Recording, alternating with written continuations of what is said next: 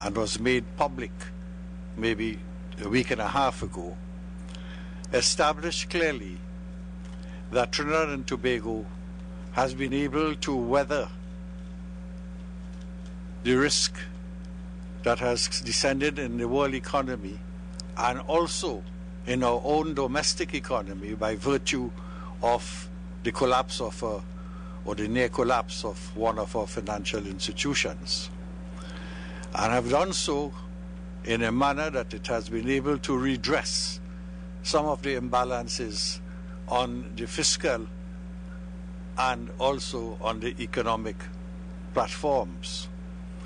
During the course of this year, the confirmation of that confidence became quite obvious to us as we began to search now for the basis of reigniting the growth process in the country. Coming as we have done from a period of negative growth, our main task has been to set in place the conditions for the reigniting of growth. It is in that context, therefore, that we undertook a number of measures of fiscal management pertaining to the issues before us on the fiscal agenda. You are well aware of some of the major hurdles that we had to overcome with respect to the contractors' claim for payment, with respect to the depositors' claim for equity, with respect to the bankers' claims to honor commitments of the past, with respect to the taxpayers' claims to pay on time the tax returns that are due to them.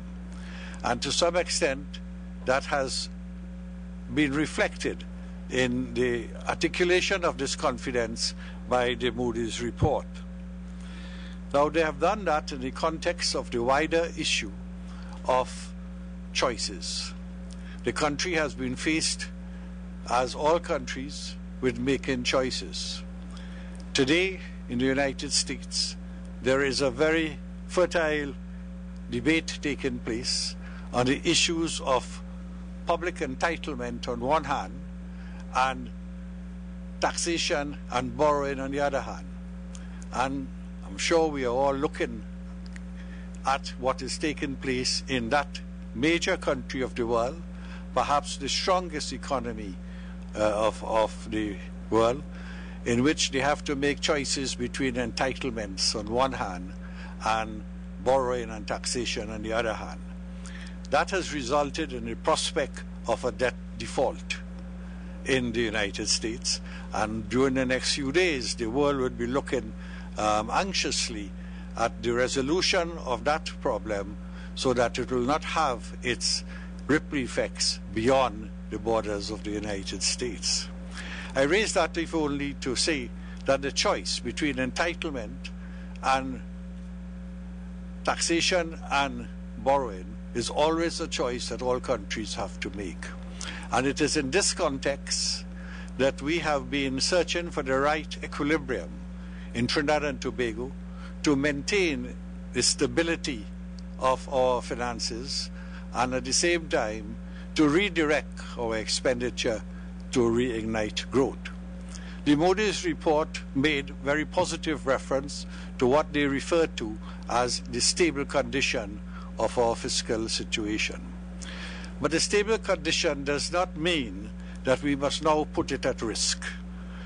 And we must not take steps to undo some of the gains that we've been able to achieve over the last year in which we have been grappling with these challenges.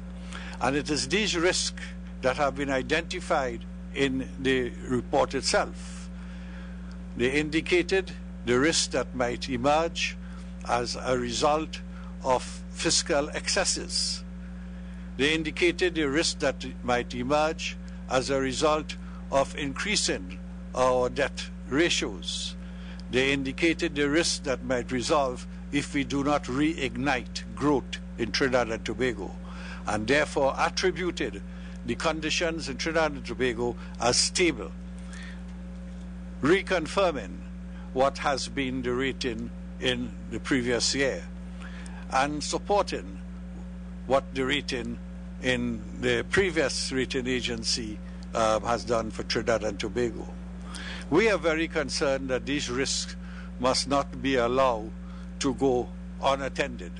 And it is in that wider context that we embrace the discussions and negotiations with the labor unions on the question of the claims for wages and compensation. It is suffice me to say that when we embark on this program, we were doing so with the view of dealing with the salary arrears from 2008 to 2010. And what we have been engaged in for the last 6 or 7 months is a discussion of how to settle those arrears for 2008 to 2010. Some of them are due in 2011. So it is in that context, therefore, that we have to, first of all, find what we conceive to be the affordable level of support. Affordable level of support is not only in relation to what the demands are, but in relation to what will not put this country at risk in the future. And since we are concerned on building upon the developments that have taken place and the movements that have taken place, that we must not do so. But we are also very conscious of the fact that there is cost of living rises that have taken place, and the question of the management of the exchange, the inflation rate, is a matter of serious concern. Suffice it to say, as a combination of monetary policy, as well as a combination of monetary policy and fiscal policy, the inflation rate has been somewhat lessened. But we are also concerned about keeping the levels of interest rate down, because interest rate is likely to become the pillar upon which we can spur economic growth and economic investment. And therefore, the second pillar in our economic strategy was to have a low interest rate environment. These are some of the developments that have resulted in, as a result of the fiscal and monetary and economic policies that we have been adopted. When we try to therefore link that to the situation before us, we are very much concerned that what we are looking at is the compensation package that the labor unions, in their very legitimate call for protecting the interests of the workers, must be engaged in. The compensation package includes in it a salary component, but it includes in it a method for the arriving at a higher level of salary as we accumulate cost of living allowances in the past, as we add new allowances that are of a monetary nature, and as we go beyond that to look at what some have described as the level of needs in the medical and in the pension scheme. So we have been viewing this exercise as an exercise in arriving at the best possible compensation package. It is somewhat ironic that that debate has been turned into a 5% debate. And the free negotiating process has been used to ensure that we can come to a consensus on this.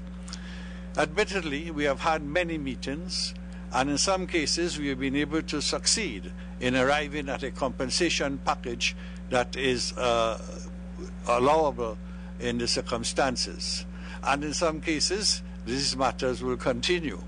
And it is in this context, therefore, that I find it rather strange that we will isolate a 5%, which is one component of the compensation package, to be a rallying call to shut down the country. There can be no justification to misunderstand the arithmetic of the compensation package that will lead to such a threat. And therefore, we are very concerned in trying to address these issues, but we must address them on the table. We must continue to do so in the context of the ability of our own country to move forward and not increase the risk that we could likely face. This is not simple idle talk. Today, what has happened in Europe is the possibility of a contagion risk with respect to a debt crisis.